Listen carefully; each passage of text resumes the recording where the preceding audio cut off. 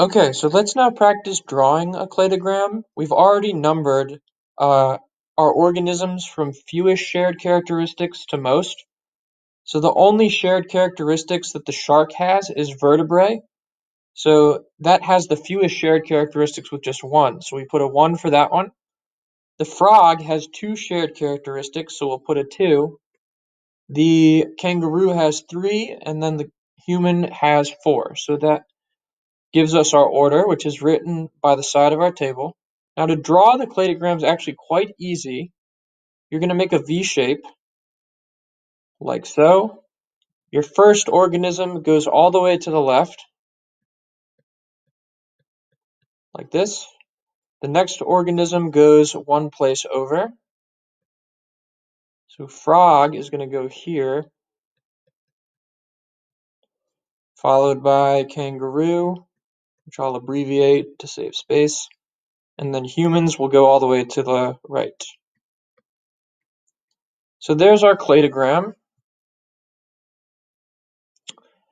And we can see that humans are most closely related to kangaroos, would be one sort of inference we could make here. Now, we could also add where each characteristic shows up. So I'll put a little tail here just for this next part. If we wanted to look at where each characteristic appears, well, all 4 animals have vertebrae, so that would appear there.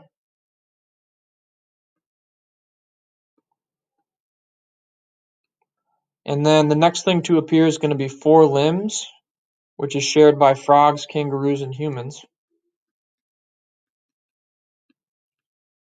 Kangaroos and humans both have mammary glands, so that would go there.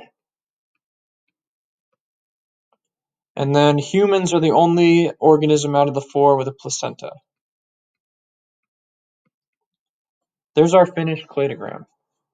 I'm not going to have you guys worry too much about where each character arises. We're going to focus more on just getting the order of the organisms right. So now that we've done one, let's move on to another example.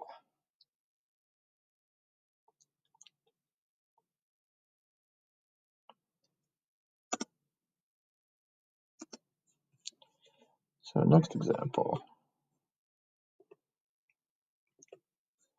Okay, so now let's number our organisms first based on how many shared characters they have. We can see here that mosses actually don't have any shared characters, so we're going to put them as 1. Next is going to be ferns with 1 shared character, and then pine trees and flowering plants. So there's our order. We'll draw our V shape like this. And our first organism is mosses, so we put that one all the way to the left. Next is going to be ferns, followed by pine trees. I'm going to abbreviate again. I'll just put pine. And then our most derived organism, so the one with the most shared characters, is going to be flowering plants, which will go here.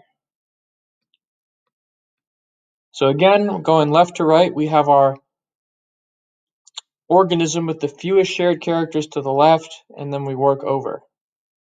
So there's example 2. And let's get ready to do one more.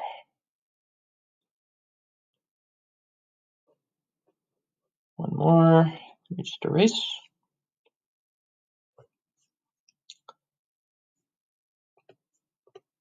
Last example. Bit more complicated. Let's begin by numbering. So these are actually already in order for us. We can see that worms have the fewest shared characters. So worms are going to be 1, and then spiders, and then carpenter ants, houseflies, and dragonflies. So we're just going to work our way down the table. Let me draw my V shape. Here's my V. I'm going to start with worms. Then the next organism is going to be spiders.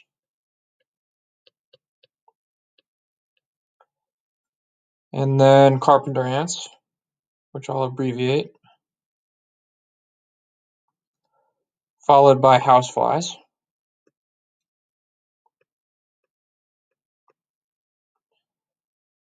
And then dragonflies are going to be all the way to the right. And there's our cladogram. And we are done.